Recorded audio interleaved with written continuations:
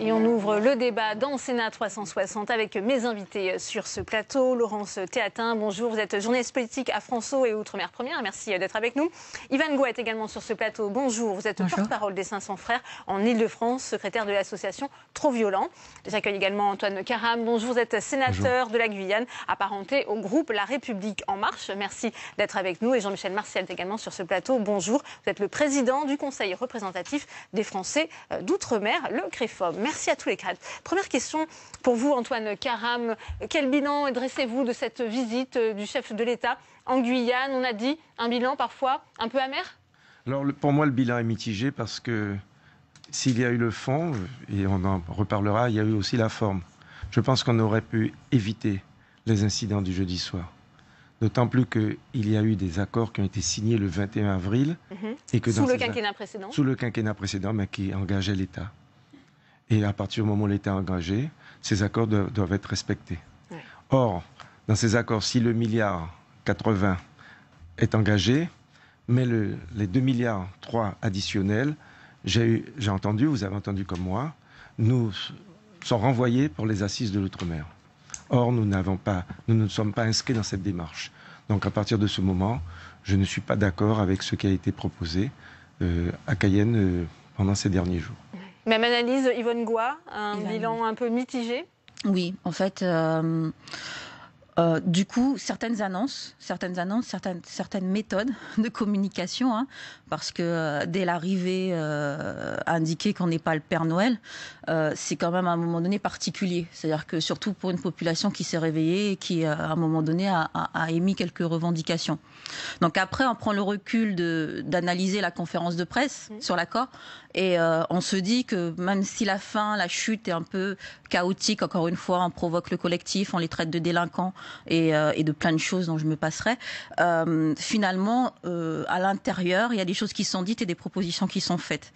Donc, ouais, assez mitigé. En fait, tout ce qu'on aimerait dire à M. Macron, c'est qu'on a entendu. On a entendu le message, on a compris, les Guyanais ont compris. En fait, aujourd'hui, on nous dit très clairement, je suis le chef, je suis le patron, je décide de comment ça va fonctionner. Est-ce que ce n'est pas aussi un discours de vérité de la part du chef de l'État? Il y a eu pendant des années beaucoup de promesses annoncées et non tenues au final. Est-ce que vous ne préférez pas ce type de discours finalement? Je dis que on verra ce que ça va donner, comme il dit, rendez-vous dès 2018 d'ailleurs, puisque il y a un rendez-vous à l'été 2018, et on verra aussi d'ici les 2 années ce que ça va donner. Mais un discours de vérité, moi j'y mets quelques réserves et je suis perplexe déjà quand on dit que le plan d'urgence est mis en œuvre à 100%. Quand même, l'association Trop Violence fait partie des signataires et c'est faux. Donc c'est faux, c'est-à-dire qu'effectivement autant on engage des fonds, donc autant sur des euros on est d'accord que sur on va dire la forme. Donc aujourd'hui par exemple les effectifs de force de l'ordre qui soient affectés aux bonnes missions, on n'y est pas, on n'est pas au rendez-vous. Le tribunal de Saint-Laurent, ça sera pour 2020 ou je ne sais plus quand. Donc on n'est plus dans l'urgence. Laurence Théatin, vous étiez sur place. Est-ce que c'est un changement de stratégie, selon vous, cette nouvelle méthode d'Emmanuel Macron vis-à-vis de l'Outre-mer et plus particulièrement de la Guyane? Alors c'est vrai qu'effectivement, Outre-mer, on n'est pas habitué à ce langage. Je ne suis pas le Père Noël.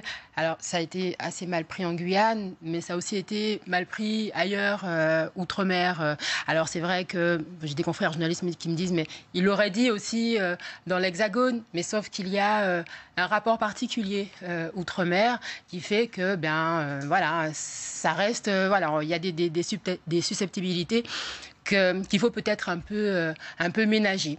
Donc, alors effectivement, c'est vrai que du côté des promesses, je ne veux pas faire de promesses qui ne seront pas tenues. C'est vrai qu'il y a eu beaucoup de choses qui ont été dites, des choses qui ont été promises. Alors quand on voit aujourd'hui la situation des Outre-mer, quand on parle par exemple des États généraux en 2009 et arrivé aujourd'hui, finalement, on en est au même point, les mêmes taux de chômage, la situation ne s'est pas vraiment améliorée. Donc effectivement, il a un langage de vérité, mais en tout cas pour lui, il y a un changement de méthode, c'est clair, mais peut-être qu'il faut faire attention à la façon dont on s'adresse aux populations d'outre-mer.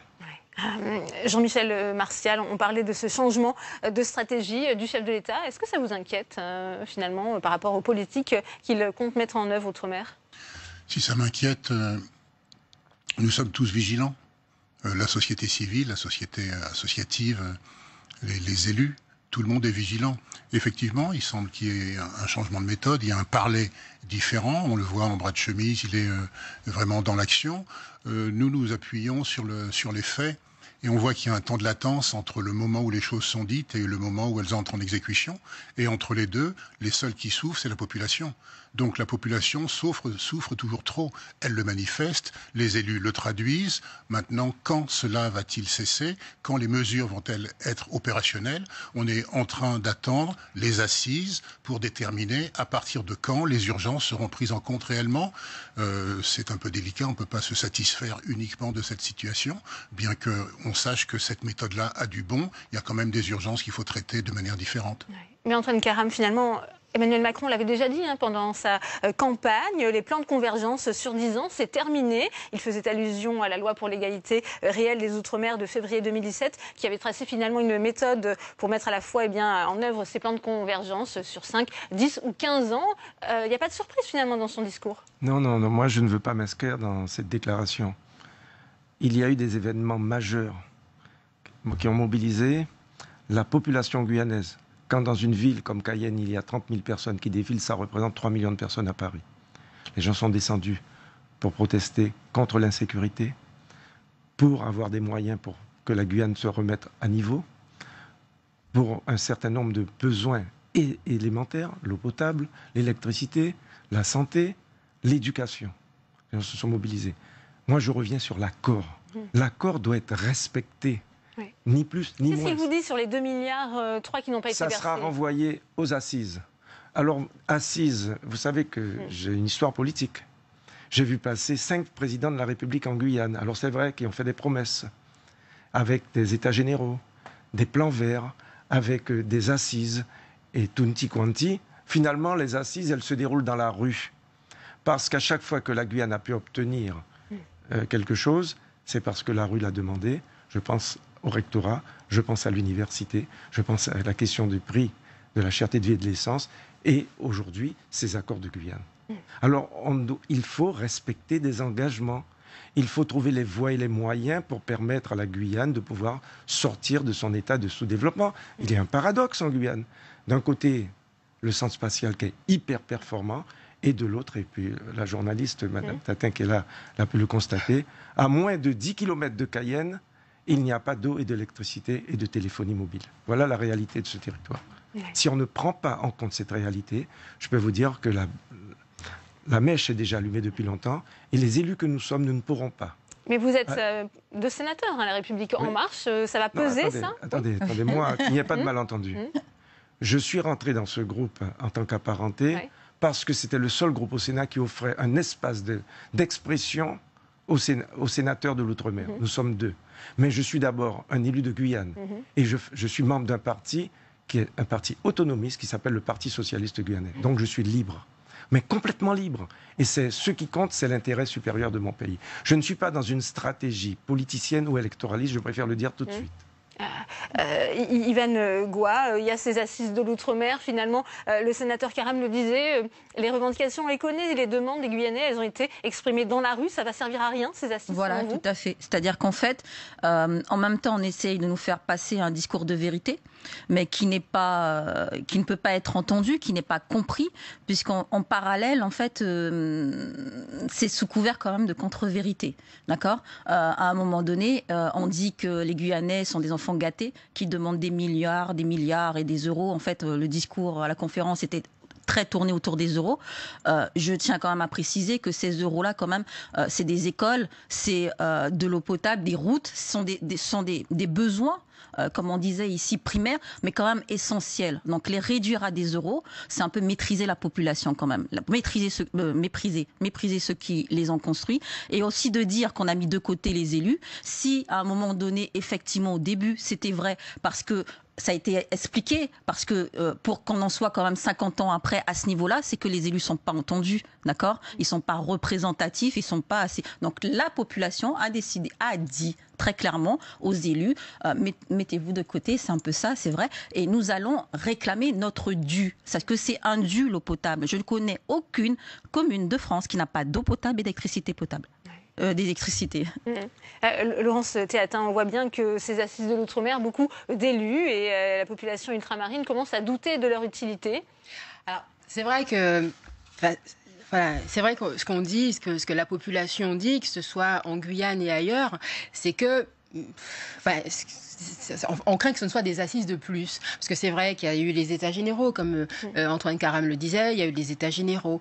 Même pour le projet de loi sur l'égalité réelle, c'était en quelque sorte aussi des assises où il y a eu un appel de la population, une participation de la population. Tout ça, ça aboutit à chaque fois à des projets de loi. Enfin voilà, on consulte. Et là encore, on a encore des assises. Alors du coup, c'est vrai que du point de vue de la population... Voilà, on a effectivement cette impression que ce sont des assises de plus. Parce que comme je vous le disais tout à l'heure, en fait, comme je vous disais, il y a les États généraux, le projet de loi sur l'égalité réelle, on verra ce que ça va donner. Mais sauf que, effectivement, la situation, elle n'évolue pas. Comme vient de le dire Antoine Karam et madame, c'est vrai que, moi, j'étais en Guyane, mais je vous assure que, on peut à peine téléphoner. C'est quand même incroyable dans un territoire où la fusée décolle. Et c'est ce que vous dites, les Guyanais. Vous dites, mais attendez, la fusée décolle chez nous, on ne peut même pas téléphoner, on n'a pas Internet. C'est une catastrophe. Ce rattrapage des Outre-mer par rapport à la métropole, c'est vrai qu'on en parle depuis longtemps. Est-ce que vous pensez qu'on y arrivera un jour dans le cadre institutionnel qu'on connaît, Jean-Michel Martial? Je pense que c'est pas nécessaire, c'est obligatoire. Il s'agit de respect. On respecte les individus. Si on respecte la population française, on respecte toutes les composantes de la population française, y compris celle qui est outre-mer, qu'elle soit en Nouvelle-Calédonie, qu'elle soit en Guyane, qu'elle soit à La Réunion. Et cela passe par le minimum qui est octroyé à n'importe quelle cité hexagonale. On doit avoir exactement la même chose en outre-mer. Moi, je pense que les assises, je ne crois pas que le gouvernement va se limiter à donner 1,8 milliard. Je ne pense pas. Je pense que ça serait insultant. Je crois que le gouvernement a la possibilité d'aller au-delà et que les assises permettront, je suis un utopiste, mais pas uniquement, je pense que les assises permettront de préciser les espaces particuliers dans lesquels que l'État choisira dans lequel l'État choisira de s'impliquer. C'est ce que j'ose espérer, parce que j'ai foi en la chose qui est promise. Parce que le président m'a dit les yeux dans les yeux, je fais ce que je dis, je le crois. Pour ma part, je le crois. Mais j'attends à ce qu'on réduise les délais, parce qu'il y a des choses qui sont insupportables et les gens ne vont pas les supporter, parce que nulle part ailleurs, ils ne le supporteraient. Laurence Théatin et ensuite Antoine Karam. Oui, alors c'est vrai, effectivement, vous évoquiez les plans de convergence. C'est vrai que lorsque le projet de loi sur l'égalité réelle a été voté, c'est vrai qu'on a dit, mon Dieu, mais 10 ans, 20 ans, mais il y a des urgences, 10 ans, 20 ans, c'est trop. Effectivement, c'est vrai que Emmanuel Macron... voilà, ce qu'il dit, c'est que voilà, moi je veux aller vite. C'est vrai qu'il veut aller vite, ça, il le dit. C'est vrai, il a les assises, c'était sa feuille de route pour le quinquennat. Il a indiqué les filières qu'il souhaitait voir structurées. Donc de ce point de vue-là, effectivement, il y a un chemin qui est tracé. Donc après, il faut voir est-ce que les différents territoires voudront et vont donc effectivement se caler dans ce chemin qui est tracé par Emmanuel Macron. Oui, sauf que quand même, lorsqu'on parle de 50 ans de retard de la Guyane se dit comment on va réussir à parler de nos priorités lorsque, à un moment donné, on est noyé dans l'ensemble. On n'a rien contre les autres départements qui sont nos frères, qui sont nos cousins, il n'y a pas de souci. Mais derrière, comment on va rattraper ce retard-là quand on est dans un budget global? Donc déjà, en plus, qu'on nous dit aujourd'hui que je ne peux pas vous donner les milliards que vous réclamez parce que je ne les ai pas, très clairement. Donc parce que c'est compliqué aujourd'hui de construire des ponts, parce que ça coûte cher en Guyane. Donc, à un moment donné, il va bien falloir se pencher sur les problématiques guyanaises. Et on ne dit pas non aux assises, on dit juste que le calendrier n'est pas le bon. Et en fait, le message de la population guyanaise n'est pas entendu au travers de ces assises. Antoine Karam. Moi, je combats l'uniformité. Ce qui est bon pour la Martinique ne peut pas être obligatoirement être bon pour la Guyane ou pour la Guadeloupe. Nous avons une situation réelle. Nous sommes le seul territoire de France et d'Europe où on a une population qui augmente tous les 20 ans, qui double tous les 20 ans, avec un taux de fécondité très élevé. Donc, si on ne prend pas en considération cette situation, on va dans le mur. On va dans le mur parce qu'on ne peut pas construire des écoles pour accueillir des enfants. Et vous savez comme moi que la France est le pays des droits de l'homme, d'où que vous veniez. Quand vous arrivez sur un territoire français, on doit vous accueillir, vous avez droit à la santé et à l'éducation. C'est la base même, c'est le pilier d'une société. L'éducation est le pilier d'une société. À partir du moment où les conditions ne sont pas réunies, eh bien on travaille de façon à ce qu'on ne puisse pas accueillir ces gens.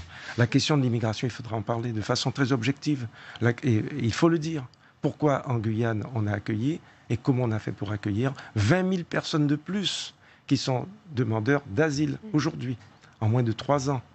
On a parlé beaucoup du nord de la France, là, de Calais. Eh bien, ça fait du bruit.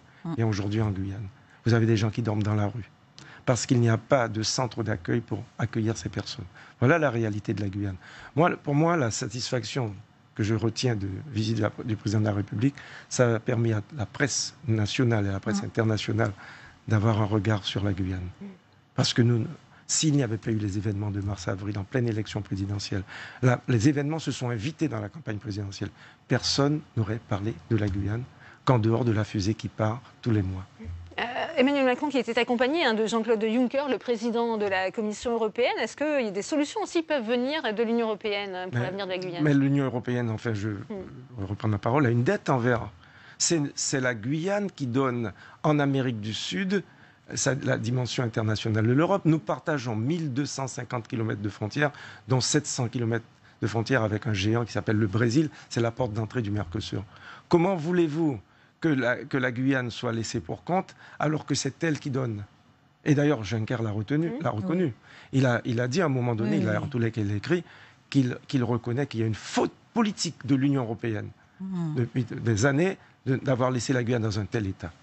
Les interventions de cette personne, ces interventions étaient de meilleure qualité, nous on tient à dire, de meilleure qualité de toutes les façons que effectivement l'inverse, que je ne citerai pas. Mais je crois qu'au-delà des promesses, il y a des transferts de compétences. Quand l'État dit nous intervenons à hauteur d'eux, l'État ne dit pas que l'Europe n'interviendra pas. Donc je crois qu'il y a un processus qui est en marche, des choses qui sont dites, il y a des choses qui vont être faites et qui ne sont pas dites. Lorsque M. Juncker est là, cela implique, implique des rapports, cela implique des contacts à haut niveau entre l'Europe et puis les dirigeants, entre les élus. À partir de là, on peut penser qu'il va y avoir des conséquences. Maintenant, on en est aux priorités et aux urgences. Antoine Karam, ce sera le mot de la fin. Oui, voilà, vous savez que la Guyane, c'est la superficie de l'Autriche, 84 000 km². Moins de 500 km de route. Aujourd'hui, un jeune, pour se rendre à Saint-Laurent-du-Maroni en quittant Maripasoula, doit prendre la pirogue ou l'avion. Il n'y a pas de continuité intraterritoriale. Et lorsque nous réclamons une route du fleuve pour pouvoir permettre aux habitants de Guyane de circuler librement sur le territoire, on nous répond, on vous renvoie vers les assises dans 3, 4 ans, 5 ans, 10 ans et tout. La population ne pourra pas attendre. Elle est exaspérée, excédée. Eh bien, merci Antoine Karam, merci à vous Jean-Michel Lemartial, merci Laurence Théatin, merci Yvan Gouas d'être venu participer à ce débat. Comme tous les lundis, c'est l'heure de votre rendez-vous sénateur à domicile.